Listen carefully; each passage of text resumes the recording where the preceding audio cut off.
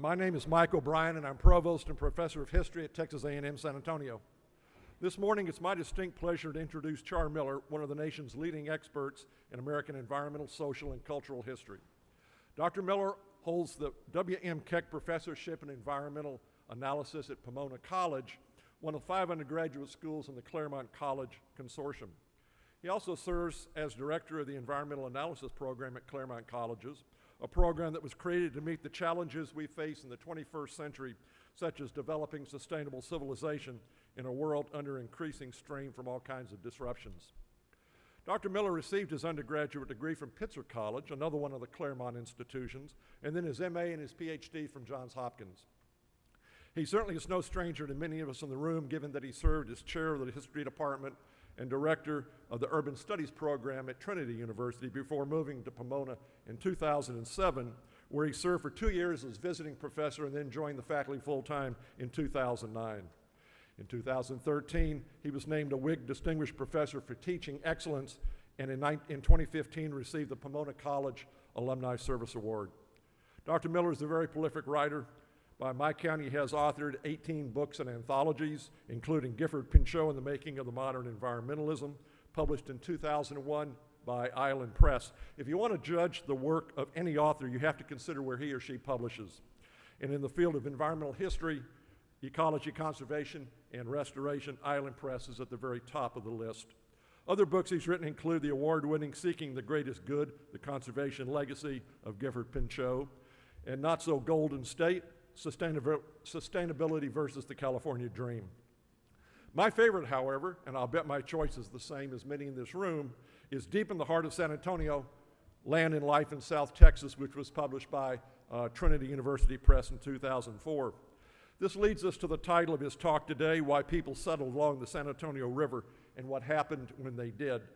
He was gracious enough to share with me a copy of his presentation, and I guarantee you will love his first slide. And I just checked with him to make sure he didn't change it, and he didn't. Ladies and gentlemen, Dr. Char Miller.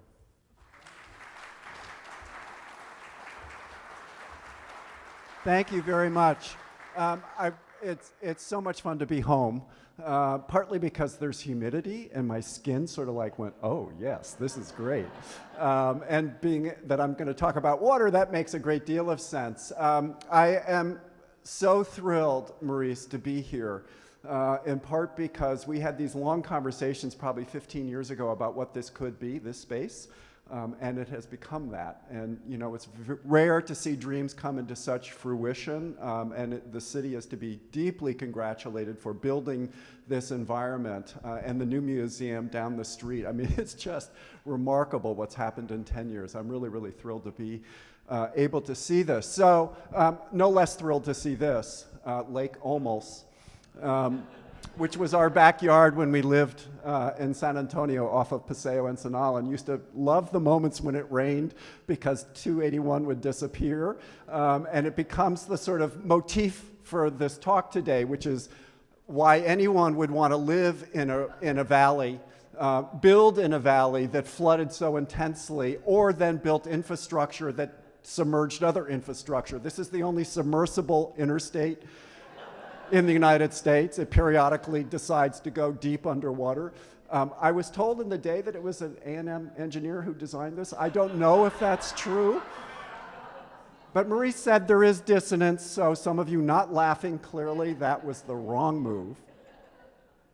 But I think part of what we get to do today in a very short time is to talk about water, broadly speaking, in 300 years in 40 minutes. Seems like a reasonable thing to do. Thanks a lot, Maurice. But it is a way to think about, in a sped up framework, why water has mattered. So here's the narrative arc. So you get it, and we can then move on and sort of think about the ways in which that arc unfolded. The first of which I want to think about as those who lived within their means, the ancient peoples who knew this valley even better than we did, and who have lived here much longer, and whose land we are now on, whose land we occupy, and who have been dislodged from the historical narrative of this place, but are not gone. They're here. And the ways in which we can know that. But living within the means is a crucial element because at the second stage of water management comes as the Spanish arrive, and instead of moving to water, moved water to themselves through the acequias. That works for a period of time until we discover there's an aquifer and an artisanal system that if you punch down, it blows up. And so an era of cheap water emerged in the latter part of the 19th century, which then had its own dilemmas by the end of the 20th century that you all and we all lived through. So that's sort of the time frame to think about, but I want to play around with, if I can play around with. It is not clicking. Well, we could just use this. Oh, yes, great. So part of the way of thinking about water is to think about human beings and their relationships to water. And it's not just that we must have it, it's how we can utilize it in a way that doesn't burn up our energy, doesn't burn up our capacities to live. And so although this is really from pictures of the Lipan Apache, I'm going to use it as a marker of those who once lived in these spaces and who must of necessity move towards water, even if more nomadically they moved on a seasonal round of mobility, working their way across these ecosystems along the Edwards Aquifer and the Balcones Escarpment, figuring out how to make use of that water and the bounty it provided across time, which is to say over a season or a set of seasons and the years. That's a kind of life that we obviously don't lead, but it is a kind of life that the Spanish understood because of what their mission, that Spanish Empire's mission was. And again, some of the ways of thinking about the Spanish emergence pushing north into what is now South Texas and East Texas is to look where they located their missions and why they located them there. Two essential reasons, which aren't going to be a surprise to anyone who's thought about our missions in San Antonio or the broader system. The first of which is there was labor here. And we speak of conversion as a religious moment in which there's that encounter and the process unfolds in which people by persuasion or coercion or conviction become Catholic. But there's another conversion that happens, which deals with the bodies of those who are being converted and the labor that they are going to be doing. And so that we have an acequia that runs through here is indebted to that body, those bodies, that labor that built those ditches. They didn't just happen. And it didn't just happen to be that the Spanish found these spaces and those people who occupied them, because that's part of what explorers do. You're looking for certain clues, and this early sort of depiction of San Antonio helps us see that. What were they looking for? That's not a rhetorical question, by the way. You've had your coffee. It's now time to think. What are they looking for? What's the thing that jumps off of the map? I don't care, it's just squint. Yes, but what's the signal that water is there? Vegetation, trees. You look for the vertical. Think about it. You're coming across, as Frank has taught us many, you're coming across these beautiful plains. The moment you saw trees, you knew instantly that there was water. You knew instantly if there is water, what else is there? People, wildlife, food. So the tree really becomes, I don't know, HEB sign. Seriously, right? We know how to get off to exits and to find Whole Foods or whatever. So did they. And that's what they're looking for. And so you're coming up these plains and you're seeing those rivers and you go, okay, this could be good. And it turns out it was good, quite good. But the way of thinking about the way they thought, and that's one of the things for those of us who get to teach these primary sources, get to do with our students, is to not just read the words, but to think the way the person who wrote the words thought. Try to be not just empathic, but get in their shoes and try to figure out what it is that they're imagining. Because that's what words help us do. They help us dream, or at least to articulate the dreams that we have, Maurice. About this space, right? That you write the words down and all of a sudden magically buildings emerge. It works. So does money, by the way. It helps. So Captain Domingo de Ramon. Crossing two dry creek beds, we reached a water spring on a level land, which we renamed San Pedro. Okay. So the first words, dry creeks, not really conducive to life. But he comes to a spring.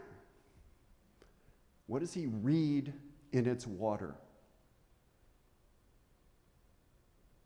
What does water mean for him? What kind of life? It's a sustainable life defined how? Is that the word he uses? He says city. He's not about ranching and farming. He's about building a town. Water means urban development. It was true for the Payaya in a very different way, but organized their lives in a certain fashion. The Spanish arrive. This captain, who's also an engineer, he's looking, thinking, okay, water, space, how do we create community in and around this water in this space? And let's call it a city, because they are urban people. The Spanish Empire, like the French, like the British, they create towns. The hinterlands will come. It's city building that they understand, because that's how you make taxes. I mean, it's how you control space, is through urban development. And we might look at old San Antonio, like the early moments, and go, that's not really urban development. Yes, it is. It's exactly what they had in mind. So part of this is to think like them. Part of them is to see, and again, in the deep back, I suspect you can't see this quite in the ways that work well. But I love this map because it helps us see Ramon's built into the groundscape. The landscape that he's describing in his head has now been laid down on the ground, literally scored into the ground. So if you just look at its highlights, what do you see? What are the things that pop off of the map? The bend of the river with the sun in it. It's long been at the heart of our life in this town. The Riverwalk was built because of that sun in its own way. What else? The acequias, you see, so we got the big river. What else? The creek. So what he had in mind has emerged. I mean, it's not quite as organized as they wanted it to be, okay? But the dream has been realized in a sense as you locate this community between a creek and a river, and then because there's space in between, you run an acequia because why? What's the dilemma before there's a pump, before you know there's an aquifer? What must you do in any community in relationship to water? Well, you move it, why? To bring it to you. So that begs a question. It doesn't beg a question, but I'll ask a question. Like, how much does water weigh? A lot. Good answer, but not very precise. Okay, this takes 8 pounds, a little less than 8, but more than 7. So ask yourself a question. In your daily day, how many gallons of water, 8-ish pounds, are you going to carry to water yourself, to cook, to water your animals, to do the farm work? Oh, wow, exactly. But you're not going to do it, right? So look at that map again and think about the energy that must be consumed in a day simply to move water to a settled community that depends on ag, and it depends on water flowing for washing and cooking and all of that. And you can understand immediately what they've done. They don't want to walk far, and they don't want to carry it back. So they're going to put the acequia in there so that you can build. But note, and it's hard to see, where's the laser? Right here. But notice all of the development along here, it's tucked inside those water systems, human constructed and natural. Yes, sir?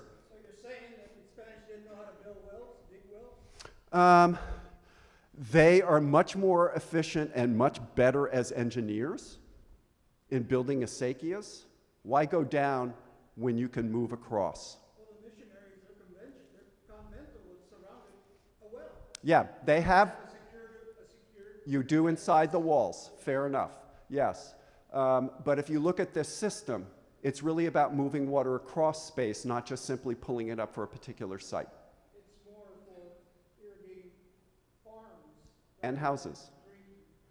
Drinking. San Antonio's drinking water supply for much of its history comes out of the acequias. There were a lot of sick people. That's why cholera was so deadly here. That's exactly right. You're right on mark. So part of what we then get to look at is the way in which a city will grow, regardless of flag, regardless of empire. A shot here, if you can see the river, and it's hard to see it, but just look at trees and see the bends, and the city will come into focus. It's also interesting in terms of its orientation, which probably has disoriented you. Which direction does this map face? South? Yes. No. That's north. This is south. So it's facing north. No map faces north. It's not until other things happen that the orientation of the map maker has switched. So, oh, wait a second, hold on. Yeah, I'm wrong. Right, because that's Main and Military Plaza. Right, sorry. Notice where this city is located still. This is the US city now. It's inside the river, hugging the boundaries. All of the Spanish-built plazas are here, but note how the city is still being built out with plazas. The urban form has not changed. The location of the urban form has not changed. The flags are different. The languages are now multiple, but the space is the same and its use is the same. They still have to live inside where water is located.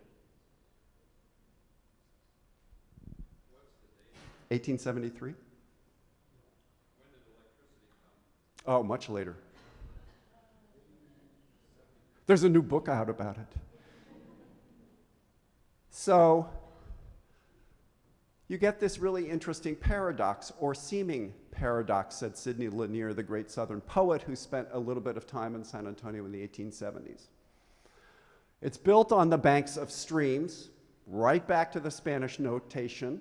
That's how the city would be built, inside these water courses, but drinks rainwater collected in cisterns. A sustainability feature that we have somehow forgotten, probably shouldn't. But note the date in which he read this, or said this. It's January. He thinks it's a paradox, but what do San Antonians know that Sidney Lanier, the poet visitor, doesn't? Summer.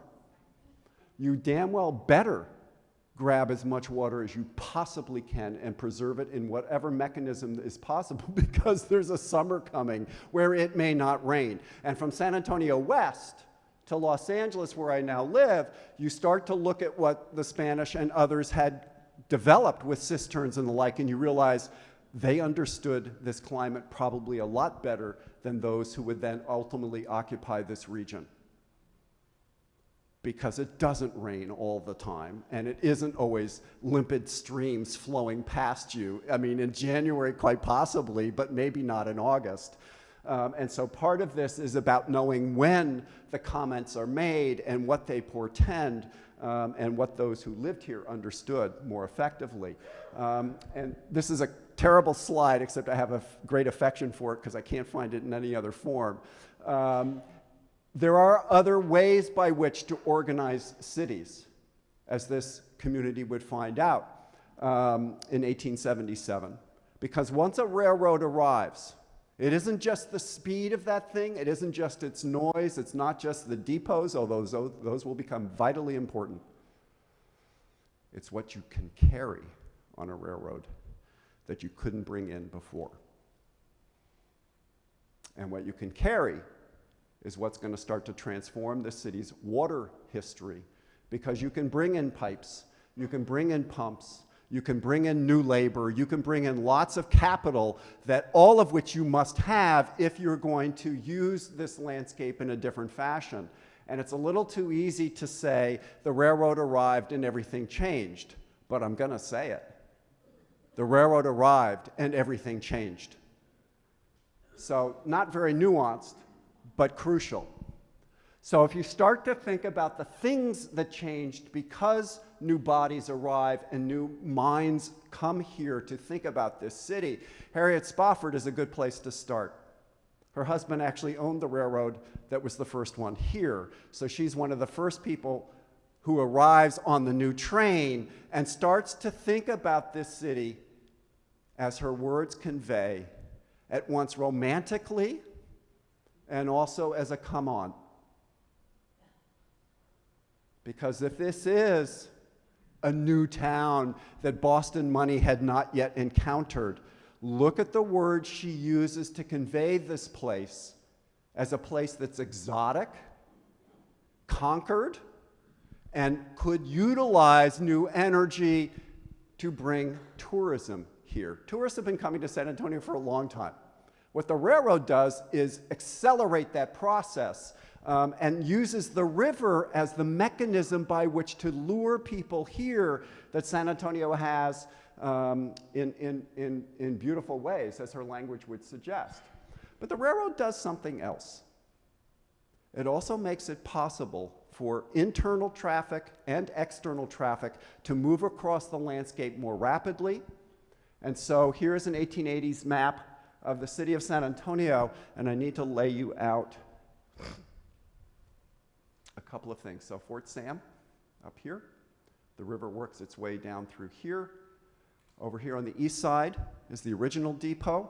By the time this was taken, there's a depot on the south side and the Mopac train station on the west side. You've just extended and pulled the city farther and wider beyond the acequia systems, which means somehow water is now moving across this much more expansive landscape by other means. Pipes. You are tapping the Blue Hole or the river, you're moving it across, you're siphoning up to Powder Hill and then using gravity feed to move it into the city. You're utilizing every single high point in this town to hold water so that you can move it to different places, which means you can move it from its source, and it doesn't matter where it's coming from, it's now available. And it's precisely at this time also that we discover that there is water that isn't in a river, that comes out of a groundwater system, the Edwards Aquifer, one of the most extraordinary aquifers, certainly in the United States, with the possible exception of the Ogallala. And the Ogallala has one serious dilemma that the Edwards does not. It doesn't recharge. Once it's gone, as the North Plains are going to discover fairly quickly. So, this region is blessed with a karst aquifer that has all of these recharge facilities, and if we were smart enough not to build on top of them, it would work a bit more effectively than it does already. But that's another story for other slides to come. But in part, if you drill down, it turns out this thing is prodigious and pumps up water at such a rate that water effectively has no cost whatsoever. All you have to do is to figure out where that geological structure is, drop a pipe down, and out comes your water, so that you don't just need pipes going down, but you can now distribute it wherever you want. George Brackenridge, on whose original property this place is located. I mean, I thought Maria's point, the point was really well done, Marissa, is that we are in a space right now that is at the heart of most of the water stories of this region, and in beautiful ways. Except there is no change without deficit. The benefits that Brackenridge and others hauled out of this water system, Brackenridge is among the first to recognize the deficit. His house is on the river, he would know. Within 15 years, this is a little later than that, but within 15 years, his diary is noting that the river is not running quite as rapidly as it once did, because we're sucking down water below the lip of the springs. And so the enormous flow is attributed to the amount of drilling that took place, and they knew this very rapidly.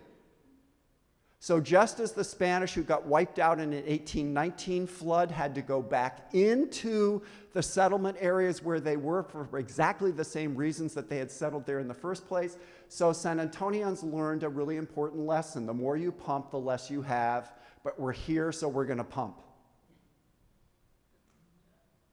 And that seems crazy, but it's also perfectly logical to do the thing you have always done because you've always done it, despite the dilemmas that come from that decision making. The other part of this story, because water is in itself not just a beneficent force, but also a destructive one, is that this city has a very long history with flooding. This space is designed to go underwater because it is a floodplain. That's what it means. The 1819 flood, which was devastating, was probably equally as devastating as the 1913 flood and those to follow. But note that really what the river is only doing, as Katrina showed us with New Orleans, it's simply reclaiming its own space. And we might think it's ours because we macadamized it and built it and have great hotels there, but it really isn't. If you think about a natural system as a thing that functions on its own right, if this is going to be the norm, and I love these kids in here, because for them this is just what happens, San Antonio floods. Bill Sinkin used to talk about these early floods as just part of doing business in the downtown. It flooded, the mud came in, you shoveled the mud out, and then you put your stuff back on the shelves and you waited for the next one to come. It was just simply the rhythm of this place. But the rhythm is also punctuated by social change. So this is a map one of my students did in one of my classes many years ago, in which we can start to think about who lives where and who thus does not flood. So this is a look at streetcar maps in 1919, 1918, 1918, during the World War I. And you can see the colored lines darting. But for those of you who know the topography of the city, and frankly, it's very hard for us to remember it because we have cars and topography means virtually nothing. Where do all of these streetcars end? What's their exterior end point?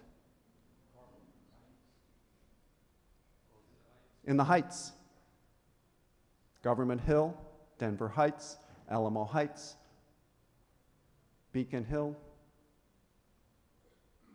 Prospect, West End Lake. So what are the realtors selling? High ground. High ground is clearly valuable because it's not low ground. High ground doesn't get wet like low ground does. Who moves to high ground? Rich people. So the prices are higher. You're creating now an economic segregation by design because if you had the money and you could get out, you got out. And so part of the power remapping is not just who rides these trains, then that too is also shaped by who has the disposable income to use the streetcar, but where the streetcar carries you, where home is also now more distant from work, so you have a very different experience of this city because you're riding it, you're not walking it. You're a passenger, not a pedestrian, and those have different levels of status associated with them, but if we think about where they took you to and what they gave you, which is security from floodwaters, it means those with more wealth are drier than those who have less. And in San Antonio in the early part of the 20th century, that's also skewed and cued to race and ethnicity. The whiter you are, with the more money, the more dry you are, the browner you are, the more likely you are to suffer from the next flood that is going to come in 1921. This is the blockbuster in modern memory, just as the 1819 one was always talked about in the 19th century. They all knew what had happened. This one is the one that then shaped the development of the city that we now know. It killed dozens of people, almost all of whom are Spanish surnamed, living on the west side. The damage along this corridor, which we now call the Broadway Cultural Corridor, what was its original name? Broadway? River Road. They knew something we knew, or don't know, right? River Avenue, right. So it actually, it's inside. There's a street similarly named in Los Angeles, Riverside Drive, and it runs right along the LA River, and you're looking at that going, oh my God, they knew exactly what happened on this road, and it happened all the time there too. Drop rain in Los Angeles, and that road goes underwater. That's just what it did because of where it's located. But again, I love the rowboat coming down down Houston Street. But part of that then posed a question for the city that had been long used to floods. What do you do if you want to stop this? Well, it turns out since at least the 1860s, they knew exactly what to do, which is to build a dam where Almost Dam is. So why did we wait 60 years for that dam?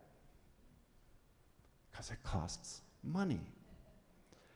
And the chance that you could forego the initial capital loss that would happen if you invested in a dam in the 1870s and just like, okay, let's wing it. Maybe it won't happen. Rudely upended those odds periodically, but the goal was never to spend the money until this one went scouring through the downtown core, and the demand was ultimately to build this beautiful dam. But there are also expenses that were not spent. So you'll spend $4 million on this, but you will do nothing in the neighborhoods where those who died. That's going to take another 50 years for cops and other organizations, but particularly cops, to begin to identify the drainage. Flood control is a politically viable and absolutely necessary investment in the lives of everybody in this city, not just those that would be defended by this particular dam, or who could use this dam to move across two new suburbs that would be built immediately afterwards, Terrell Hills and Olmos Park, that would use this as the conduit on the north side and have continued to do so, obviously.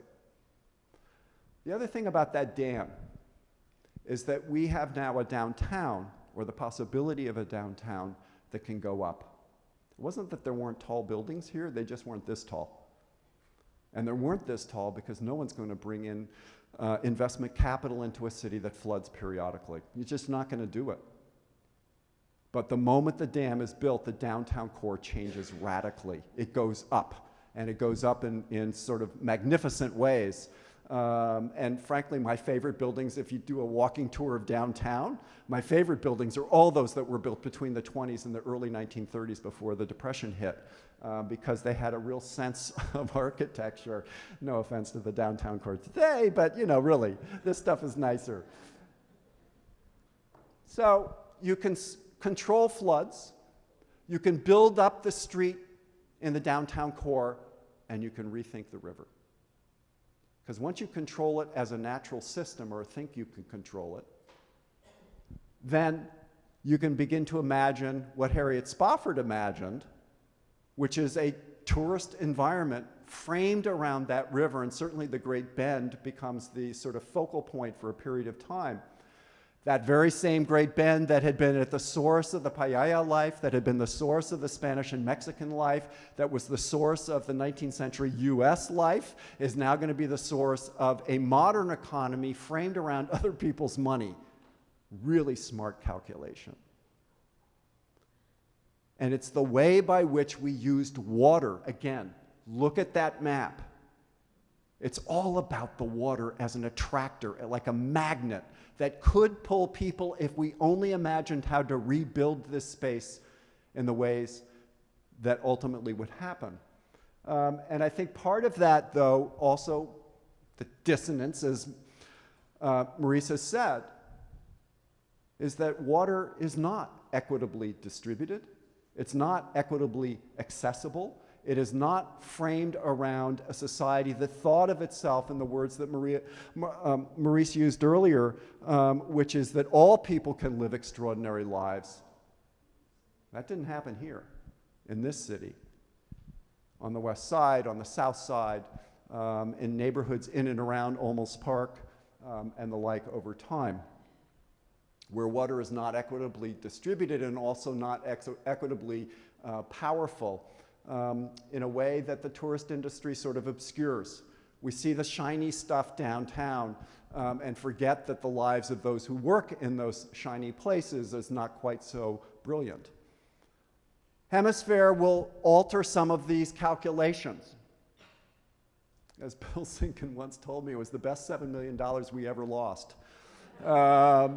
And, you know, because again, it was not just exactly a con, he didn't mean it was a con game, but he did mean that you invest stuff as a loss leader. You wait to see what happens. You invest and see if things can perk. And this was San Antonio's major gamble.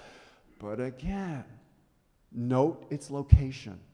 Note how they located it, and when the river didn't quite go the way they wanted to, let's pull the river over there, which I actually love about the way people sort of think, well, the water can move, so let's move it.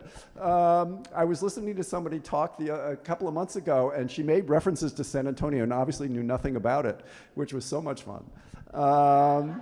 Because she has thought that the artificial river, I mean, the river that we understand is pooled in front of hotels because it's convenient for us to call them Riverview hotels. And those that are distant nonetheless become Riverview hotels also with a telescope. You can see them, they're out there. She thought that that was the river. It was like, no. So actually there is a river. She thought the whole thing was artificial, which meant she didn't get far out of downtown. But part of this is, again, the notion that you use water as this magnet that pulls people to a community, builds up these landscapes. But if you step beyond that city, you're now entering a different place at that exact same moment that is building out highways that pull residents away from the downtown core, or those who, at least who can afford automobiles, away from the downtown core. And that poses further segregation, further difference between people framed around class, race, and ethnicity. And as you pull outwards, you run into other dilemmas, which is the very aquifer that George Brackenridge and other geologists discovered in the late 19th century. All of its recharge facilities are precisely in the places where those high-speed highways are pulling mostly white population out into new suburbs that are developed across and beyond what was then Loop 410 and out into 1604 area, or what would become that. And what's so striking to me, I've just finished a book on San Antonio's Tricentennial history that'll be out this summer. It was so much fun to go back and see Faye and others, cops and others, sort of start to figure out how you fight around water, how water is not just this attractor for the tourist industry, though it is that, it's also this galvanizing force in this community, beginning in the 60s and early 70s, around how you protect the source of water, because if you don't, the city has no sustainable future. And that's partly what she's arguing here, and would argue to the end of her days, that we needed to think through these dilemmas and these political issues, because we now better know, much better know, that the system that underlies every bit of human life in this region, and has for millennia, is a system. And what we're trying to figure out across the US West, which is what Texas has done with all of the fights erupting around it, is how do you live within a system, a water system, that enables you to sustain life as you would like to live it without destroying the very thing that makes that life possible. And so one way to think about the Edwards Aquifer region and the authority that governs most of its distribution is that this is an example of a watershed commonwealth that is framed around nature that defines the human life. The Payaya understood this in different ways than all subsequent peoples who lived in this valley would, but in a sense, this is taking us back to that early moment where life around that thing really determined how you lived and the means with which you lived there.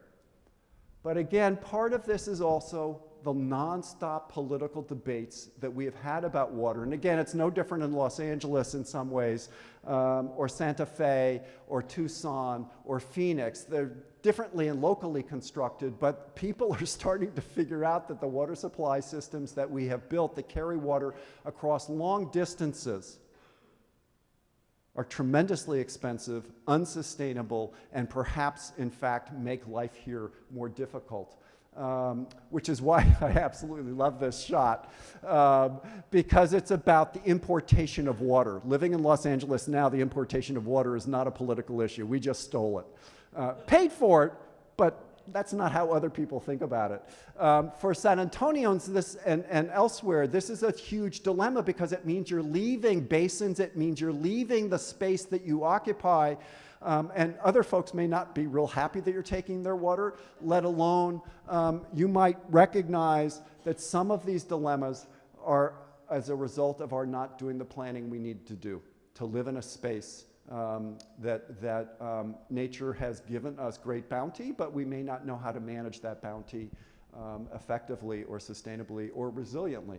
Because in the end, it seems to me, this longer arc of living within our means to a time in which, in fact, as this slide would suggest, we have lived way beyond our means, and now we want other people's means to make it possible for us to live here. That part of the dilemma is that we need to go back and figure out not how the Paiaya functioned as a seasonal round of mobility. That's not going to work with 2+ million people who are living in Bexar County and surrounding regions. But the concept is the same. That we have to figure out not only the cycle of water and our capacity to live within it, but also to manage a politics that is framed around the equitable use of water for all people in all ways, but which does not exclude the very natural system that provides that water for us. For Los Angeles, the dilemmas are more complicated because of the way it has built itself out, but the system is the same. It too has aquifers that for generations it has ignored. And now we're working on trying to figure out how to pull the water up from our feet, but to do that means you have to recharge things that you've never recharged in 40 years because you don't care about it. You get other people's water, you don't have to worry about local water. It does seem to me that that locality and that site-specific nature of water, if we can use it to sort of reclaim this region as we have done so brilliantly, that might be the motif, that might be more important to me ever than an allomotif as an emblem of this city. It is the water that built this place. It is the water that will destroy this place if we don't take care of it. Thank you very much.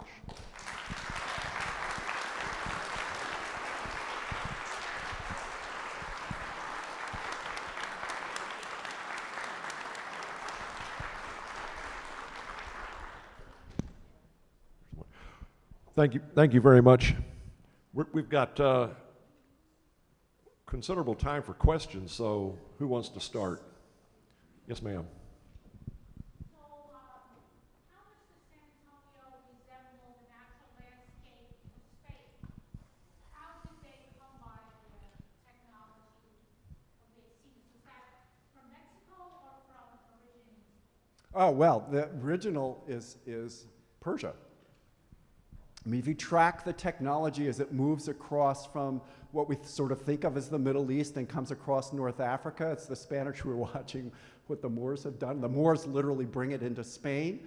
The Spanish, when they come into the New World, bring it with them until they got to Phoenix and realized they're not the originators of this. The Hohokam people had already built 100 miles worth of canals in the Salt River Valley that looked remarkably like what the Persians had done that worked its way across. So there's multiple sources of this.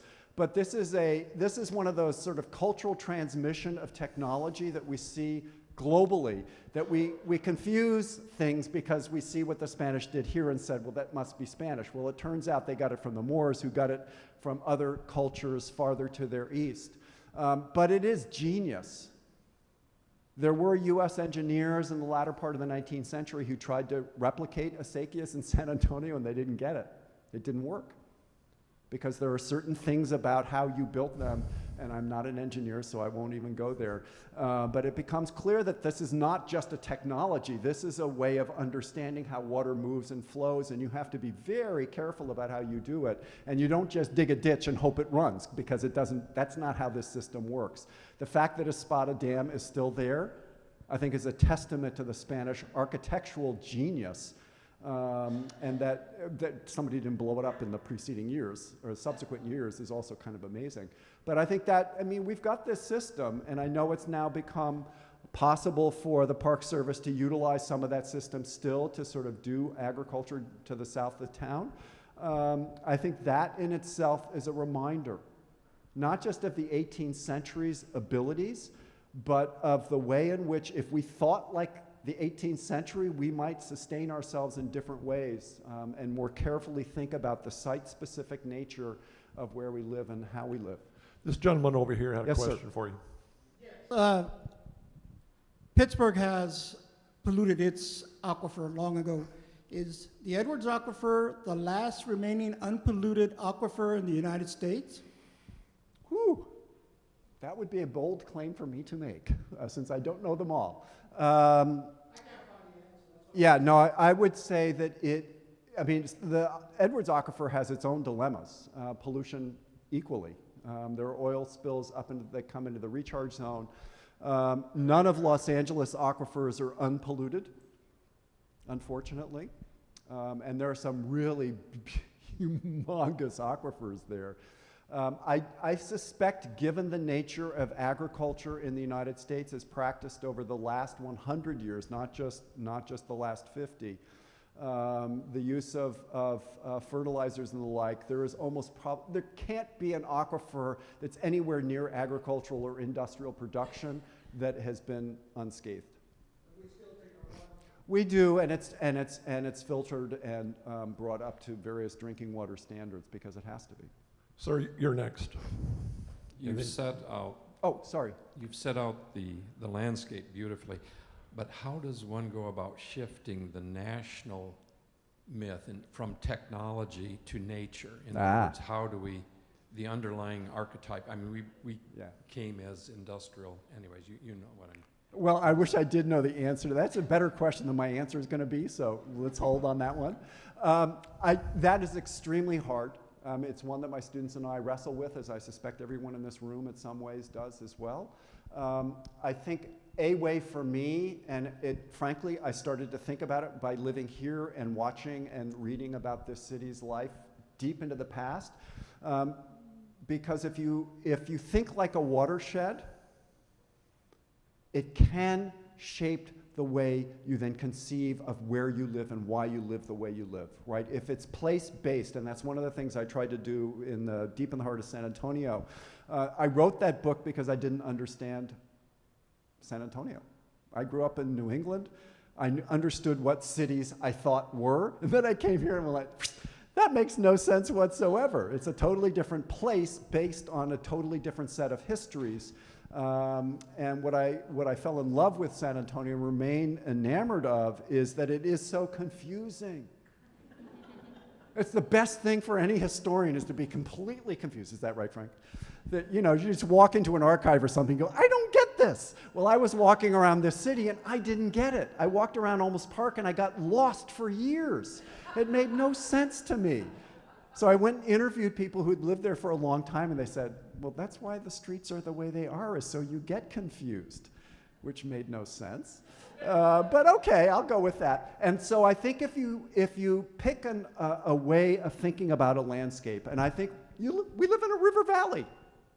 That's what defines this place, not the highways, except for 281 because it helps define the river.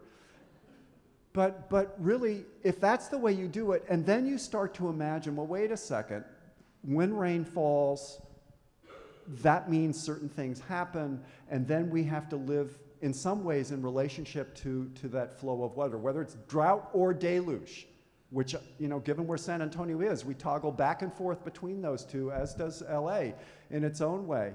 I live at the foot of a 10,000-foot mountain in Southern California.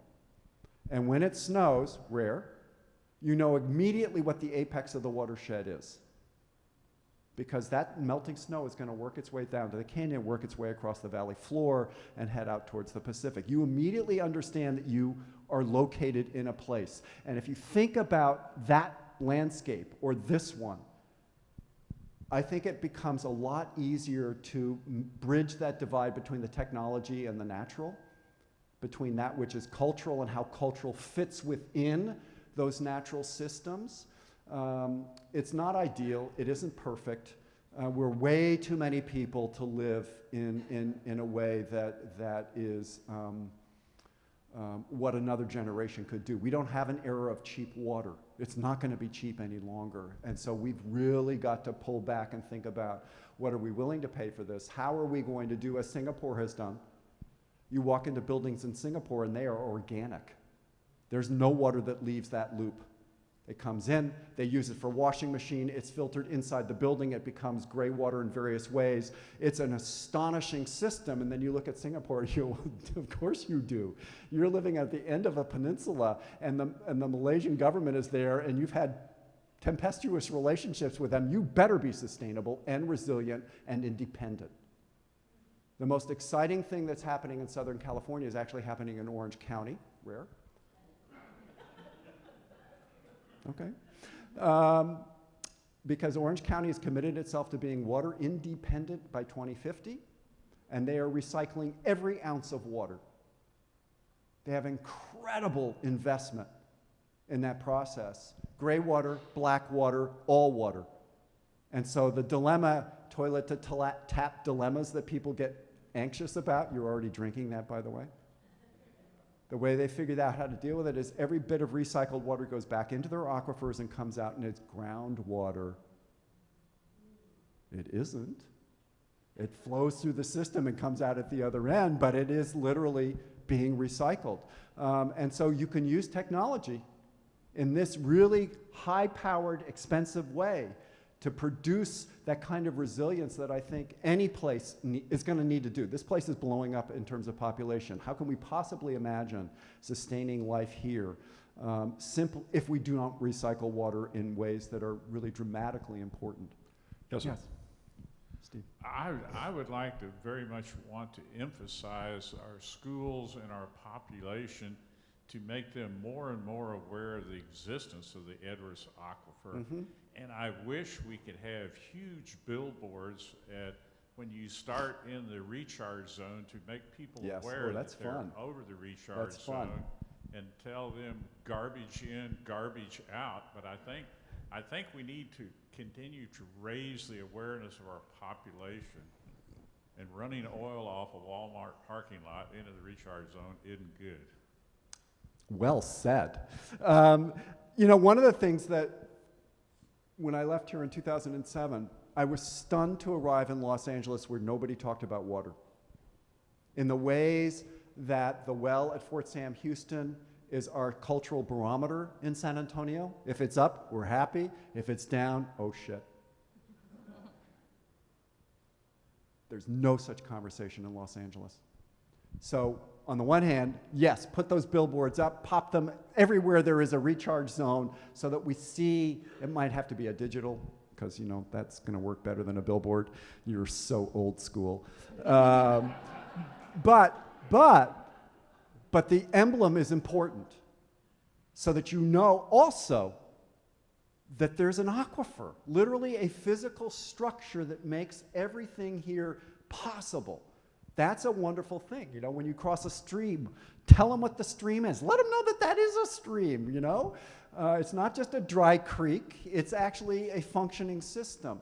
And I think that's really important, though I have to say, one of the things that this city does really, really well is, in fact, do the education piece.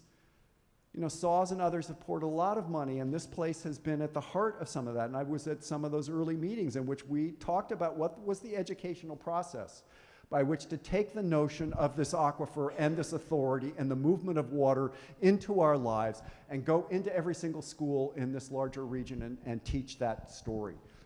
Again, it's not a story that gets taught in Southern California, because we get water from the Rocky Mountains, we get them from the Sierra, we get them from lots of places. Very rarely do we get it from under our feet, even though it's there. So there's some benefits to what's happening here. All right, Maurice, it's all up to you. Well, since you brought it up, I do want you all to know we are currently working on our phase 3, which is the Center for Rivers and Aquifers. And actually, Char was, he was our narrator. He was the curator for our first World of Water exhibit many years ago. The only reason we didn't, it was supposed to be phase 1, but then SAWS found a giant sewer pipe under our property and spent 5 years being friends with us here on this property. You may have seen that. So we had to do phase 3. But what I want to say about that is that when we did our World of Water, it was about San Antonio. We learned about surfeit and drought. We learned so much from you. But now we've decided to put our stake in ground and do all the aquifers of Texas because, come on, they're storing, Yes. I mean, the aquifers are in relationship to each other. There's a huge underground story. And then also, of course, all the rivers and then the reservoirs. So that will be happening in the next, 4 or 5 years. Good. Yes. That's all right. Can you speak to Mr. Ridge? No. No, I mean, no, because I'm not here, and it's like not. Thank you for showing that slide. My pleasure. It was a great slide. All right, I'm going to take the option of asking the last question, then we're going to have to take a break. We got a thing from SAWS, I'm sure everybody did last month, that said talking about Cape Town. And I spent a lot of time in Cape Town, and they said, don't worry, it won't happen here. Yeah. You want to, now you don't live in Cape Town either. It's such a softball question. That's right, it is. Yeah. So I guess the question is, can it happen here? You've been following the story of Cape Town Zero Day. At some point in the next month, maybe even less than that, Cape Town will have absolutely no water. Massive city in the southern part of South Africa without water. I have a group of students who are there right now as part of a study abroad program that we run at the University of Cape Town. And they are loving it. As only students can, right? It's death and destruction, so let's go. Let's be there and see things happen. But their reports coming back out is, at once, they're staggered by the resilience of people who are trying to figure these stories out, but also they understand that they go to a school where the average rainfall is 13 inches a year, and we've gotten 4 this year. We got less the year before, and a good deal less over the last 7. And so part of why I'm excited by their excitement is I can't wait to teach my history class on water because I know who's going to be in there, and they will know things that I will never know. So we have to take this seriously. I mean, this is not a system in South Africa that is unlike South Texas or anywhere in the U.S. Southwest. That's why, particularly closer to California, it's basically the same Mediterranean ecosystem. So what happens in one place is going to happen and is happening in others. Sydney and elsewhere in Australia have encountered very similar kinds of issues. So, I don't take any joy at what's happening at Cape Town, but I do take it as a learning moment, a moment in which to teach ourselves about limits and figure out very quickly, to go back to the earlier question about technology and culture, which is technology will not solve all of our problems. It can't.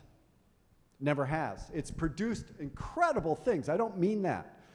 But it also has limitations, and we have to know those limitations. And water, which has its own life, is one of those major limitations. And I think that's something that we have to imbue those children and ourselves. If we're going to make the right policy decisions, we better understand what the limitations of those policies are as much as we understand what the benefits might be. Thank you. Thank you very much.